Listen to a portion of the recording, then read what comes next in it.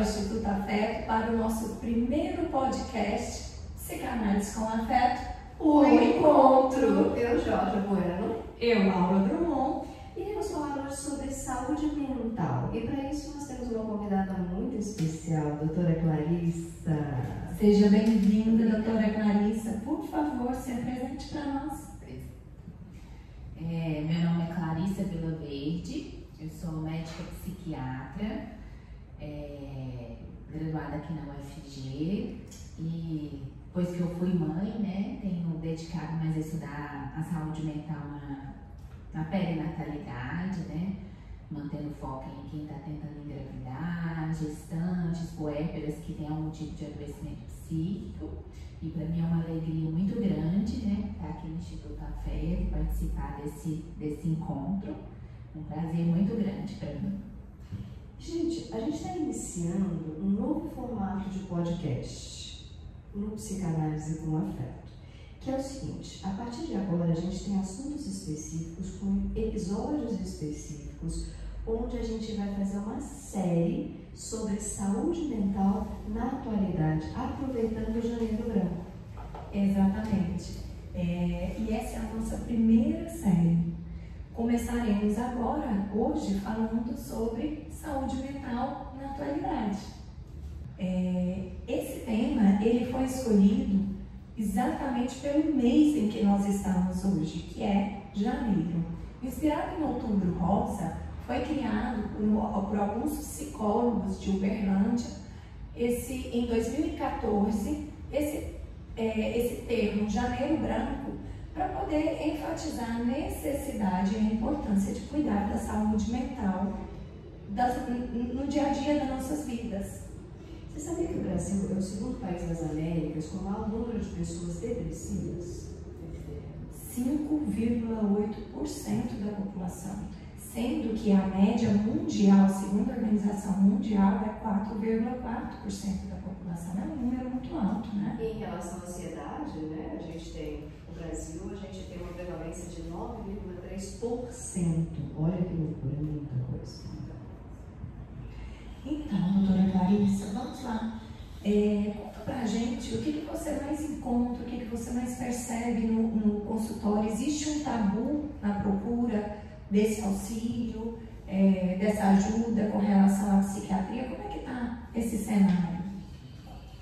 Eu acho que um dos benefícios do Janeiro Branco, né, é justamente propiciar espaços de conversa, né, sobre o tema de saúde mental, né? Então, assim, eu acho que é um momento muito propício da gente lutar contra o preconceito, contra os estigmas que envolvem quem adoece de algum problema de saúde mental, sobre, né, a questão do tratamento psiquiátrico, né? Psiquiatra é médico de doido, sua mãe é psiquiatra quem tá doido, né? E aí vocês falaram de duas doenças extremamente comuns, né? Que eu falo assim, que hoje em dia até é difícil quem nunca as vai experimentar, né? Sintomas depressivos, sintomas ansiosos. Então, eu acho que é um momento muito propício da gente ter esse espaço, né, para conversar, para levar informação de qualidade sobre esses assuntos, porque trazendo para o contexto da atualidade, a gente vive na era da informação, mas onde muita desinformação é propagada, né? É verdade.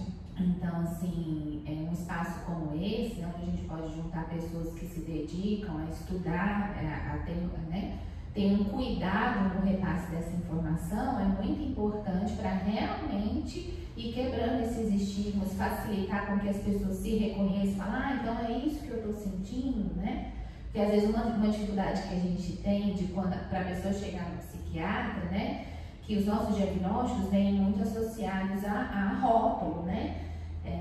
Sendo que, assim, na verdade é o paciente que tem aquela doença, né? Ele é bem mais amplo do que aquela doença, mas dar nome para aquela doença possibilita que a gente enfrente ela de maneira adequada, né? E eu acho que é importante também trazer que nem sempre o fato de ter experimentado esse sintoma, a pessoa precisa se classificar, por exemplo, experimentou um episódio de ansiedade, eu sou uma pessoa ansiosa.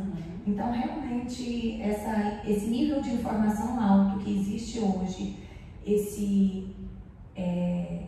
essa questão dessa mídia, né, de dar acesso a tudo, talvez atrapalhe um pouco. Uma coisa que eu gostaria de comentar também é que eu sinto, eu percebo, eu vou até passar voz para a Georgia também falar um pouco a respeito disso, é que sim, ainda existe algum tabu, ainda existe alguma dificuldade na busca, tanto do tratamento psicológico quanto do tratamento psiquiátrico, mas eu não gosto de deixar de reconhecer o quanto está mais acessível hoje, né? Esse pré-conceito, eu gosto de dividir essa palavra ao meio, né? Eu não gosto de usar ela como um todo, ele tem diminuído essas informações. Então, ao mesmo tempo que a gente tem essa informação chegando muito rápido, que pode atrapalhar, ela tem chegado de uma forma que pode ajudar. Alcançado mais pessoas, né? Sim. Bom, a gente vê essa questão do preconceito como uma forma ainda também de defesa. A gente entende que as pessoas se defendem daquilo que eles causam dor, que eles causam sofrimento. Então, o que causa um desconforto não é simplesmente o sintoma, mas também falar sobre ele. Eu acho que o sintoma ele vai aparecer a partir do momento que o indivíduo ele não consegue lidar com a própria realidade, e o sintoma aparece como uma defesa, né, própria do indivíduo para lidar com essa realidade. E aí também o preconceito também do que os outros vão falar, né, tipo assim, se eu falar sobre isso, o que as pessoas vão pensar sobre mim, né? Se eu falar que eu fui no psicólogo, no psiquiatra, como eu vou ser visto no meu trabalho, na minha casa, porque aí eu, por sentir essas coisas, a pessoa fica desacreditada, né? Como se ela estivesse fora do seu juízo. E às vezes, na verdade, ela nunca esteve tão em juízo, né? Porque às vezes o sintoma faz ela entrar em contato com algumas coisas que, se ela não tivesse se deparado com esse adoecimento, ela estava no automático, né? Então, assim, na verdade, eu faço assim, que a gente, não é que a doença, adoecer é uma coisa boa, né? Mas a gente pode ter ganho, sim, e sair lá na frente muito mais inteiro, né? Se a gente utiliza esse adoecimento como um caminho, né, para alguns ajustes de autoconhecimento, de melhorar as nossas escolhas, né? E enquanto o Georgia estava falando, e eu acho que emenda bastante com o que você disse, vem a negação também, né, como um mecanismo de defesa. Isso geralmente lá nos primeiros sintomas, né, quando está começando a desenvolver. Então, às vezes, esse não reconhecimento da necessidade, além de ter toda essa questão do juízo, né, que as pessoas, a sociedade ou eu própria posso fazer de mim, tem esse mecanismo de defesa inerente, né, do ser humano, que é a negação. Olha, eu vejo como uma coisa assim, então mais uma grande oportunidade, vamos pensar assim. Eu poder olhar para mim e ver o quanto é difícil para mim dar conta de determinadas circunstâncias reais e ter contato com a minha própria humanidade. Porque o sintoma, vamos dizer, psiquiátrico, né, um sintoma desses dentro de um transtorno, que seja ansiedade, que seja uma depressão, uma tristeza que permanece, que puxa, uma compulsividade, qualquer tipo de comportamento esses que saiam daquele que a gente considera padrão, eu estou tentando lidar com aquilo que eu não estou conseguindo pensar. Então aparece enquanto sintoma aquilo que eu não dou conta de pensar, de elaborar. Então é uma forma também do meu corpo falar para mim que está muito difícil lidar com os meus vínculos, com as minhas relações, não só comigo mesmo, mas principalmente interpessoalmente, porque aí eu fui lá na frente pensando, por que a gente começa a criar sintomas? Não é simplesmente o lidar comigo mesmo, mas o não lidar comigo mesmo e colocar o outro nesse lugar, colocar os outros nesse lugar, isso já é um sintoma também. Não são só esses sintomas, né, ansiosos que a gente vê, sejam depressivos, né, que a gente vê assim, mas muito mais, a gente sintomatiza o tempo todo nas nossas relações interpessoais. Para mim, isso é uma das coisas mas que chamam mais a atenção do consultório.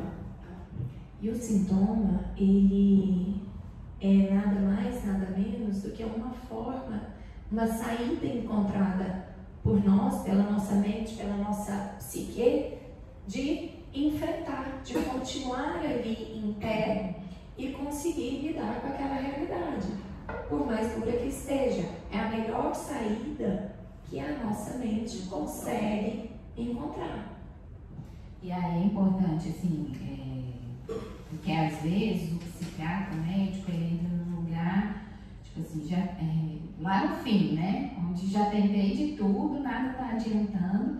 E eu acho que a luta, né, do psiquiatra é para entrar num lugar mais de começo, no sentido assim, não é porque você vai ao psiquiatra que você vai sair de lá com uma receita e um diagnóstico, né? Mas o psiquiatra está lá para poder até separar assim, o que você está tendo é uma doença ou não?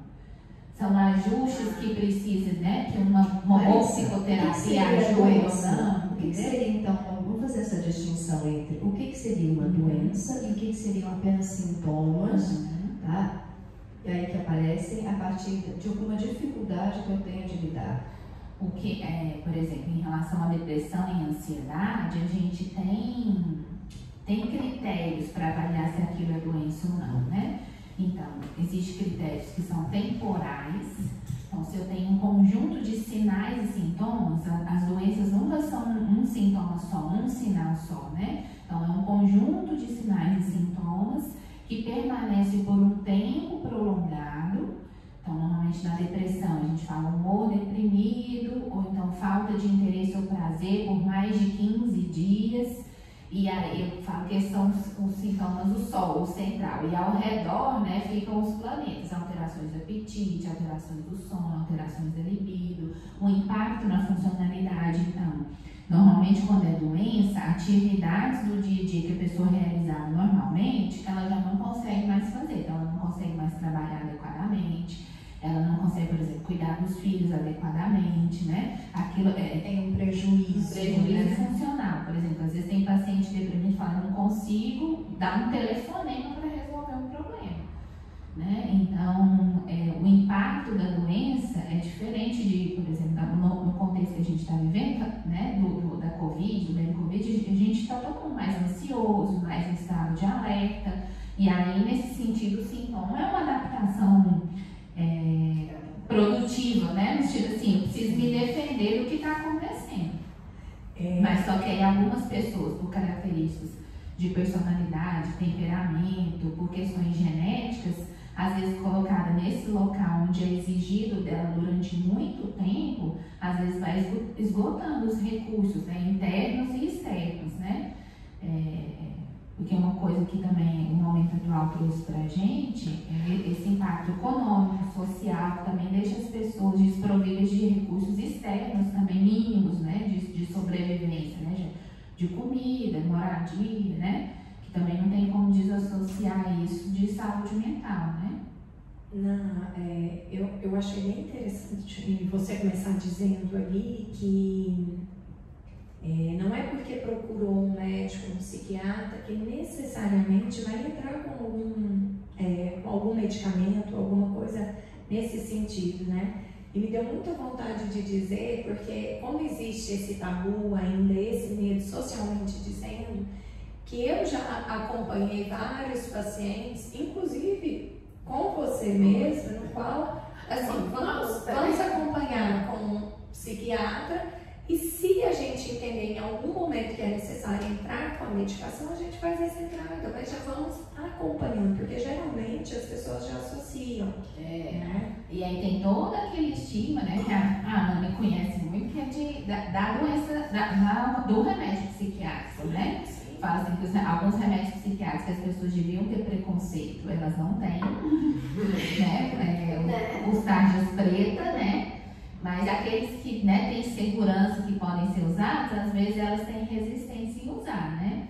E aí é importante a gente ter essa psicoeducação, né? E falar que nem sempre, por exemplo, quadros leves, ansiosos e deprimidos já tem, assim, comprovação que a psicoterapia, atividade física, é importante falar isso na saúde mental, que às vezes a gente associa muito mudança de hábito de vida, hipertensão, diabetes, mas a mudança de hábito de vida na saúde mental é importantíssima. Então, às vezes, mudança de hábito de vida e uma boa psicoterapia, em quadros leves, às vezes até em quadros moderados, a pessoa não precisa de medicação.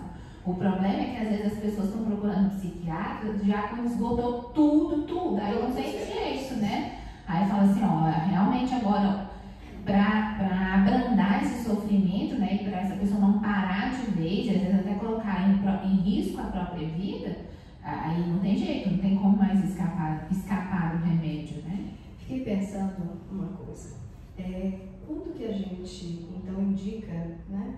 Por exemplo, o paciente vem para psicoterapia e a gente indica que ele procura um psiquiatra, né?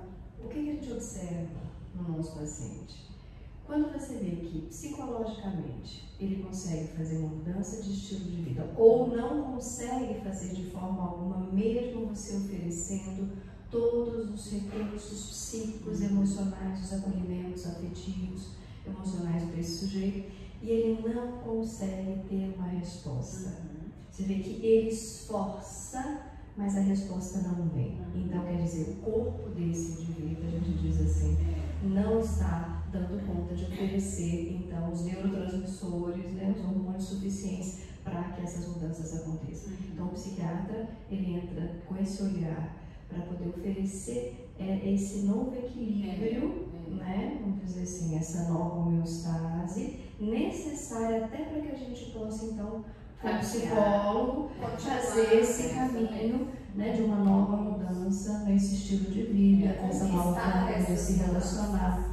Porque muitas vezes trunca, né, Laura? Isso não posso. E é do mesmo jeito pra gente também, né? Por exemplo, às vezes a gente tem paciente também que quer resolver tudo com remédio. Aí eu falo assim, né? Pô, faz parte com remédio não vai resolver, né? O remédio não muda quem você é, o remédio não melhora o seu casamento, o remédio não faz escolhas por você. Então tem coisas que você precisa se conhecer, fazer escolhas melhores, se questionar que lugar é esse que você tá, né? E aí, às vezes a gente tem pacientes também que têm resistência à psicoterapia, porque vai exigir que ele se olhe, né? Às vezes, em muitos casos, o remédio é mais fácil, né? Eu acordo de manhã, vou tomar aquela pílulazinha e acho que meus problemas estão resolvidos. E muitas vezes o trabalho do psiquiatra é pontuar isso, assim, ó, o remédio melhora isso, isso aqui não. E isso aqui, se você não olhar, vai estruncar também, vai ficar parado nesse lugar ali, né? A terapia e a análise, ela é um encontro consigo mesmo. E nem sempre é fácil você olhar para você encontrar com as suas questões, inclusive perceber que algumas atitudes suas te levam para aquele lugar que você está, porque esse é o processo da análise, né? Então, mais uma vez, nós estamos aqui falando de defesa. Eu costumo dizer que a nossa psique é tão inteligente, mas tão inteligente, que ela trabalha com defesa o tempo inteiro, como uma forma de prevenção do sofrimento. Só que isso não quer dizer que do outro lado, aquele outro caminho escolhido, muitas vezes de forma inconsciente, não traga um sofrimento também, né? Eu fiquei pensando isso aí que você comentou, o que realmente faz a gente no mundo, porque a gente está falando de sintoma, mas como a gente vai entrar também numa ideia de constituição, cada um de nós nos constituímos de uma forma específica. Constituímos como? Na relação com o outro. A gente fala, né, isso muito na perinatalidade, que a gente está falando, né, da dia de mãe e bebê, né, pai, bebê e assim por diante.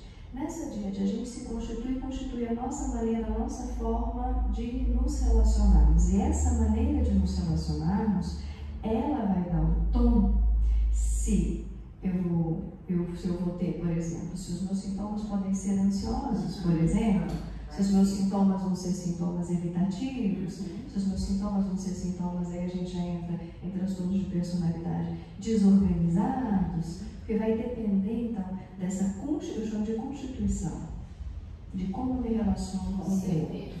Aí volta todo naquele assunto, naquelas falas antigas antigos podcasts nossos que a gente fala sobre todo esse desenvolvimento, né? Esse olhar, e não é à toa, Georgia, que a gente foi levando o nosso trabalho para trabalhar ali na primeira infância, exatamente por conta disso, né? Por que nós fomos trabalhar com essa parte do desenvolvimento, exatamente buscando uma forma de prevenção, de uma constituição de uma forma diferente, né? Eu acho até, pontuando essa questão de depressão e ansiedade, né? Você falando assim, da maneira como a gente se constitui, nesse sentido, eu, na prática clínica, observo uma diferença entre os transtornos ansiosos e os depressivos. Porque, de maneira geral, os pacientes ansiosos, eu sempre falo assim, olha para o seu pai e para sua mãe. Normalmente aprendem esse jeito de se relacionar com o mundo mais ansioso. E, às vezes, na depressão, a gente não vê muito isso. Vejo um componente. Tanto é que, assim... E eu vejo, às vezes, mais... Tanto é que, assim, a gente até costuma falar que alguns pensamentos que a depressão traz, né? Ideias de ruína, de pensação ruim, né?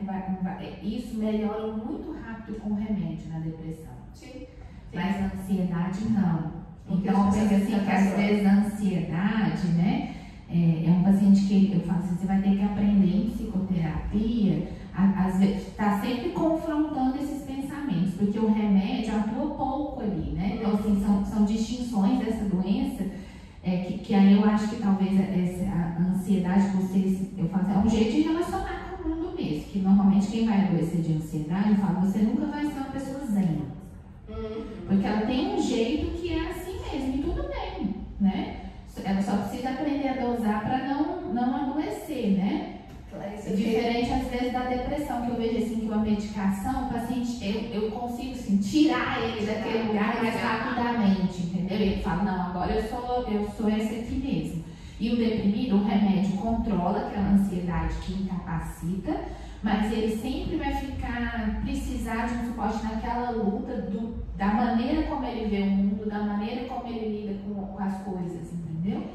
Aí eu lembrei do John Bowlby, né, das teorias de apego, né, de vínculos, onde a gente tem o apego seguro e os apegos inseguros, desorganizados, né, a gente sabe, mas dentro dos apegos inseguros a gente tem o ansioso e o evitativo, que é justamente essas características de se relacionar com o outro de forma ansiosa, onde eu faço tudo pelo outro porque o meu grande medo é ser abandonado. Então, está aí justamente, por isso que eu falo que é constitutivo, você dando essa característica, né, psiquiátrica, esse olhar de que aquele paciente ansioso, esse sintoma ele é mais difícil de ser tratado com medicação. A medicação não alcança. Por quê? Por que é catastrófico? Porque o medo de ser abandonado ele é muito diferente do medo, por exemplo, de não ser amado, de não ter valor, que já é uma característica do evitativo. Então, lá na relação, aonde eu me relaciono de forma evitativa, eu sempre o seguinte, eu vou ver, na hora que eu vejo que a situação vai acontecer algo, eu me fecho, eu emburro, né, eu me coloco de forma protegida, que é o que a gente vê muito no deprimido. Ele se isola, ele se fecha, ele se resguarda. Se eu falar algo, eu posso estragar. Se eu falar algo, eu estou pondo gasolina na fogueira, tá? Vai piorar toda a situação. E aí que as pessoas vão ver quem eu sou, vão ver as dificuldades que eu tenho de estar ali naquela relação e assim por diante. Então, quando a gente vai para a psicoterapia, você vê o remédio, ele pode estabilizar um sintoma. Mas essa mudança, essa nova forma de se constituir nas relações, isso é a psicoterapia que vai oferecer no processo transferencial com o psicólogo. Por isso a importância, né, desse casamento dos dois tratamentos. Depois que você fala aí, eu acho que é uma questão querendo. A gente até vê, por exemplo, né, quando a gente vai estudar, digamos assim, indicativos, o que coloca essa pessoa em risco de desenvolver transtornos ansiosos ou deprimidos. E na ansiedade a gente vê muita questão do temperamento, né? Que é aquilo que vem. O neuroticismo, uma pessoa que aquela criança que a gente já vê. E assim, como a psicanálise vê essa questão do temperamento, assim? É que nasce, né? Já A gente fala sobre isso. Eu acho que isso é real, né? Então, bora. Porque às vezes a gente vê essas características das nossas crianças e a gente fica pensando assim, né? E agora? O que eu faço? De onde veio? O que eu posso fazer para ajudar? A gente aprende que personalidade é formada de temperamento, isso, né? Temperamento e caráter. A união entre o temperamento e o caráter forma aquilo que a gente chama de personalidade. Temperamento vem da parte genética, epigenética e genética, né? Vem dessa construção. E a parte, então, de caráter está na relação com o outro. Então, eu tenho uma base familiar, a quantidade de energia para colocar no mundo, na vida, e eu tenho também um aprendizado da minha relação com a minha mãe, da minha relação com meu pai, cuidadores e assim por diante, que são as relações que vão me constituir. Então, a minha personalidade, ela tem temperamento e caráter. Vem da terapia, a gente vai vivenciar uma nova relação, porque eu estou lá no vínculo inseguro que foi constituído. Chega na análise, na transferência, no processo, eu vivencio com o meu terapeuta, com o meu analista, uma nova relação e construo um vínculo seguro, que estava inseguro. E assim eu consigo, então, me fazer e me refazer, ter melhores relações. E aí, esse vínculo construído com o terapeuta, através da transferência com o analista, ele se estende para outras relações. Sim. Né? Fora Fora do consultório. Sim. E é isso que é importante. Eu adoro essa forma sua de explicar, ela é muito clara. Eu acho que qualquer pessoa que não entende sobre isso passa a entender. Eu estou sentindo que as meninas estão querendo fazer uma pergunta. Vamos passar para elas? Por favor, a sua opinião. Acho que está gravando, né? Ou compartilhar sua experiência, sua opinião, né? Ela quer de verdade. Eu tô ouvindo, né? Não, é porque o assunto é bom, né? E a gente vai querendo falar, perguntar, enfim. Ó, quando for assim, você pode só fazer igual você fez, avisa. Tá. Uma das, assim, acho que é uma pergunta para compartilhar, né? A gente fala muito sobre a depressão e a ansiedade, e a gente sabe que tem, você falou do Sol, dos planetas, né? Achei legal isso, eu vou começar a usar isso também, viu, Thaís? É que eu faço assim com os meus alunos, falo, esse aqui tem que ter, esse aqui você vai perguntar quais que tem. E uma das grandes questões que eu tenho acompanhado, tanto de mulheres mesmo, que eu acho que é o meu maior público, mas de homens também, né? É a exaustão. Né? E existe uma confusão muito grande porque em termos de sintomatologia é tudo muito próximo, né? Muito, as pessoas ficam mesmo perdidas no que elas estão sentindo, né? Será se eu tô deprimido? Será se eu tô ansioso, né? O que é isso? Dentro das organizações, das empresas, eu tenho pensado muito nessa questão da corresponsabilidade da empresa nessa construção de pré-conceitos, né, em relação à saúde mental. Porque o que eu percebo é que a saúde mental ainda está ali naquela coisa assim da adequação. Você tem que se adequar, porque acho que esse termo que a gente utiliza da adequação, a gente tem que pensar muito sobre ele, né?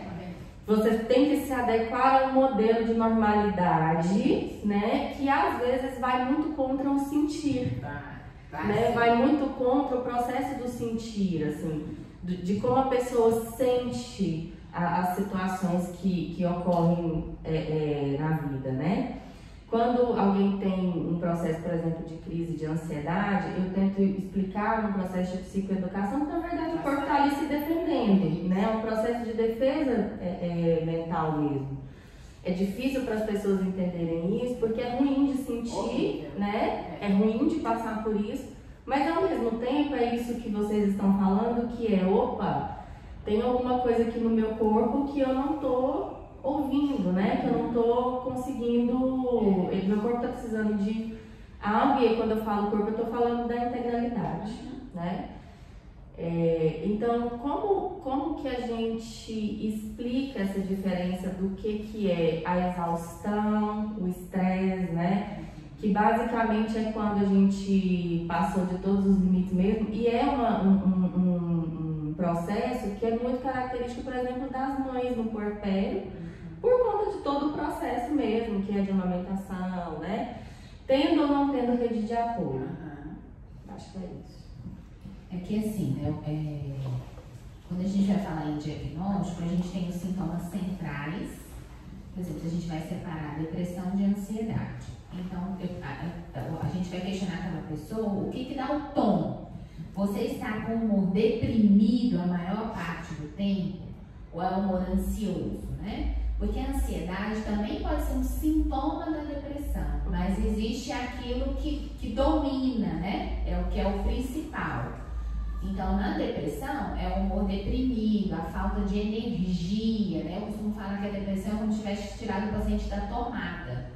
Ele tem um apragmatismo, né? Diferente do paciente, a ansiedade, ela coloca a gente num lugar de agitação, de inquietação, né? A psicomotricidade, ela fica alterada no paciente ansioso. O deprimido, normalmente, é uma lentificação, apesar de que existem quadros depressivos que podem dar também uma agitação psicomotora e às vezes é até um alerta, que são sintomas que são mais atípicos. Então, o paciente dormir muito, comer muito e ficar um pouco mais agitado, talvez seja uma depressão dentro de um transtorno bipolar do humor.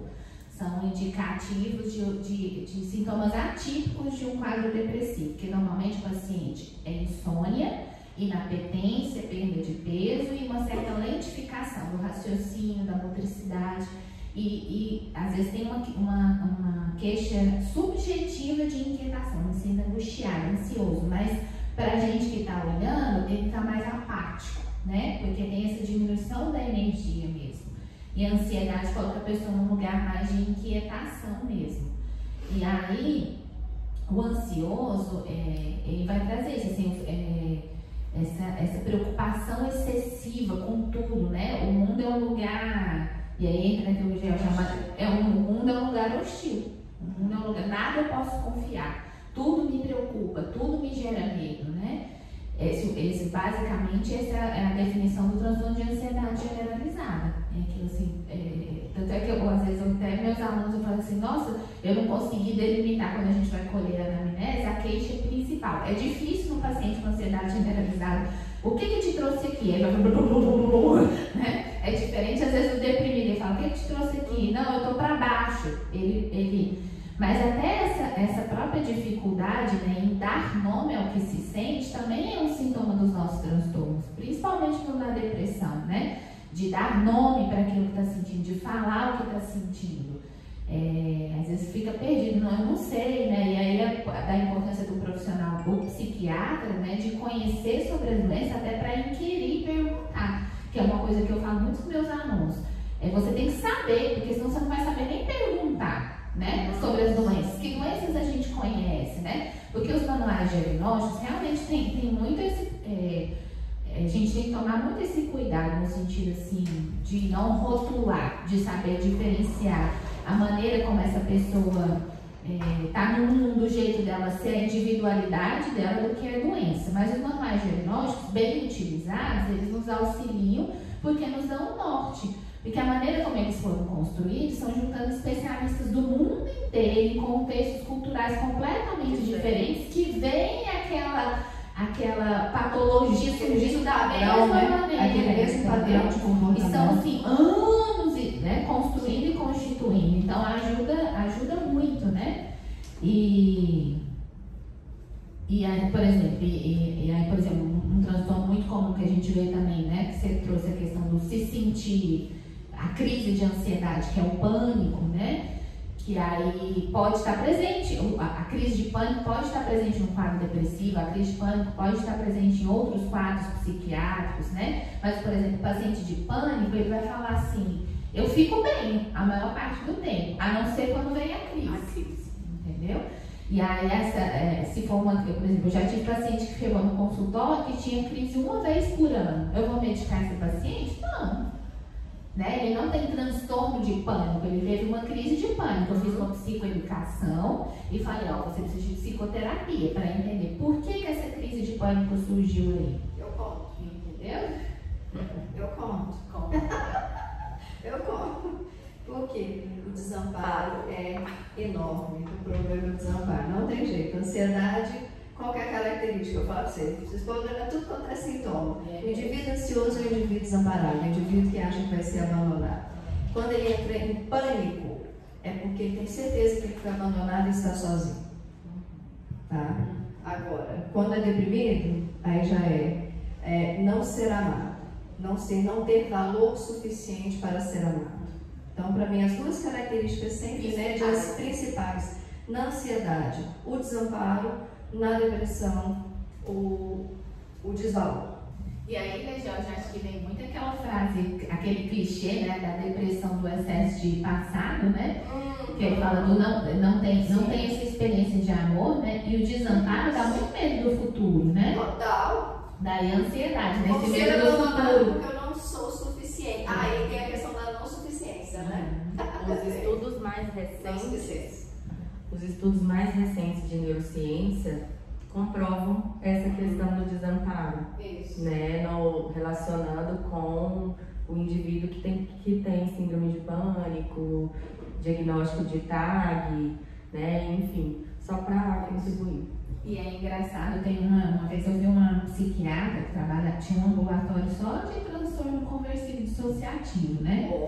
Tipo assim, paciente difícil, né, gente? Aí é muito pra Freud, né? Muito freudiana essa parte. Acho que ela não abandonou psiquiatria, essa parte não é nossa, não. Porque, na verdade, o psiquiatra no transtorno dissociativo conversivo é só para confirmar, assim, não existe uma causa orgânica para esse sintoma que você está sentindo. Por exemplo, o paciente que tem crise epiléptica, né?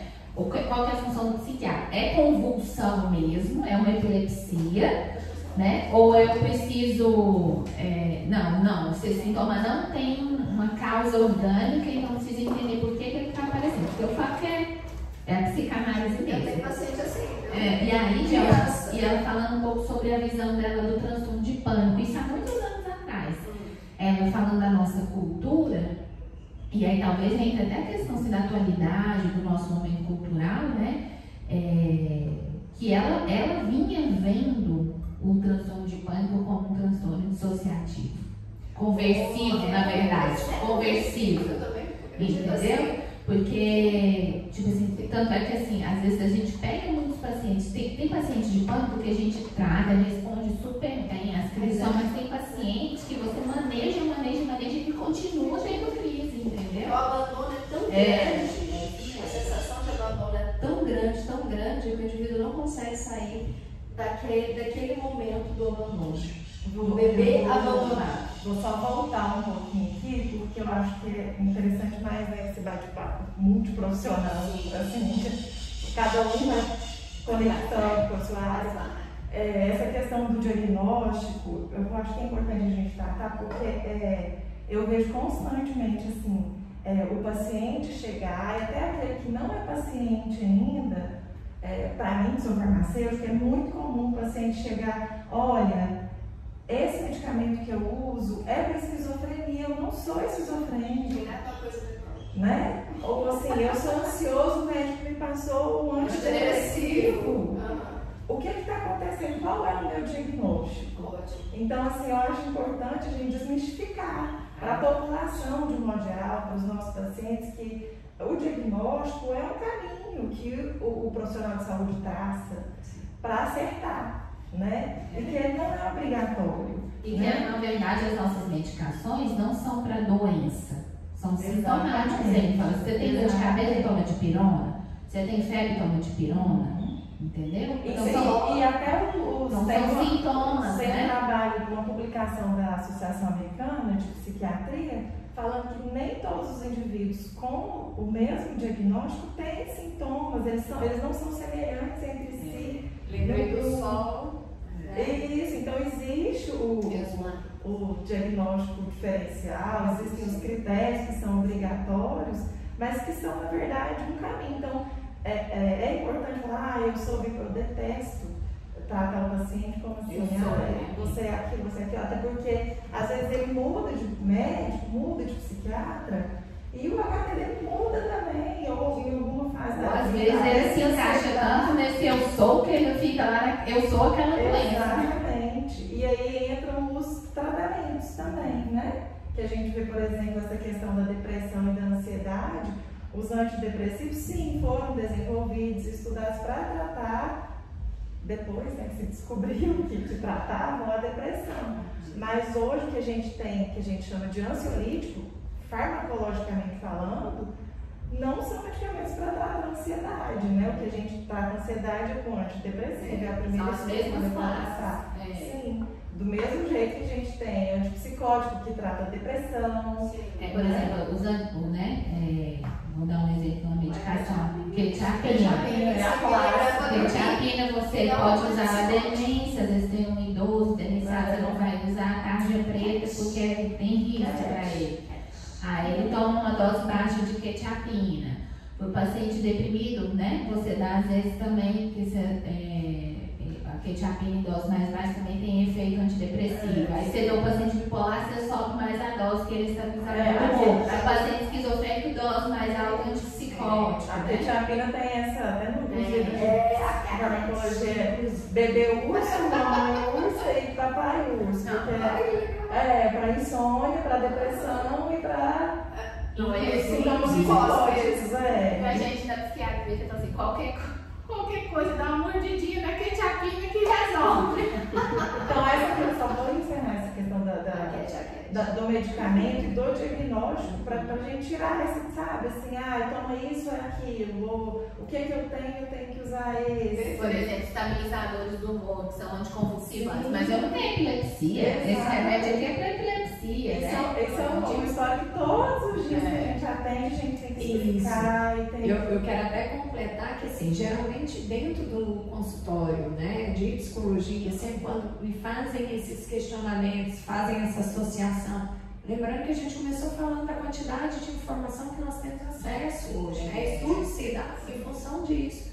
Eu sempre digo, procure o seu médico e faça esses questionamentos, pergunte tudo, faça uma lista, eu ainda brinco com essa porque faça uma lista de tudo que você gostaria de entender, de saber, para que ele possa te responder e você fique mais tranquilo. E eu acho que quando a gente trabalha em parceria, você deve sentir que eu realmente oriento dessa forma. Eu falo, olha, pergunte, porque algumas perguntas também não cabe a nós como psicólogas ou analistas daquele paciente fazer essa resposta. A gente vai levando um outro olhar, né? Um olhar um pouco mais profundo de onde que vem essa insegurança. Peraí, você busca o profissional, você se entrega, mas você não se entrega. Então a gente já vai para esse outro viés.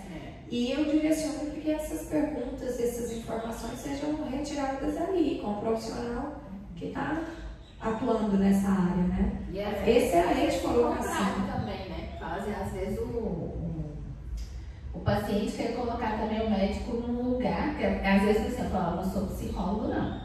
Eu não tenho recurso para te ajudar nisso, entendeu? Aqui o cartão de vai lá, porque a gente também não, né? Fala assim, a minha função é essa, eu consigo orientar isso eu te oriento, mas isso aí precisa de uma expertise de recursos que é o profissional da psicologia que tem para te dar. A importância de várias áreas, né, estarem atuando. De não entrar num aconselhamento, né? Tipo assim, não dar um conselho. Não é conselho, né? É um tratamento. Bom, acho. Quer fazer isso, pode dizer que também pode procurar um farmacêutico. Agora a gente também. Ela traz quando às vezes eu chegava paciente, eu olhava ele trabalhando muito tempo no CAPS, né? Essa questão até dos pacientes conversando de medicação, né? Ficando na sala de espera lá, né? O que você toma? Aí eu falo, mas eu tomo isso também? Será que eu tenho isso? Aí veio paciente esquizofrênico, gravíssimo, mas eu tô tomando o mesmo remédio que ele. Mas assim, contribui muito quando tem esse trabalho aqui, porque, por exemplo, às vezes, né, chegava um paciente novo, iniciava uma medicação e entrava de férias, aí falava, socorre, quer dizer que a pessoa vai aparecer dúvida, né? Que aí ela me orientava, né, sobre os efeitos colaterais, porque no início do tratamento tem pois o paciente acaba adaptando, acostumando no início do tratamento, é mais complicado, né? Então, realmente, esse acesso à informação de qualidade, né? Que não seja o Dr. Google que deixa a gente doido, ajuda muito, né, na adesão ao tratamento. E este foi o Instituto Afeto. Não é na sua casa. É aqui, na nossa casa. Na nossa casa.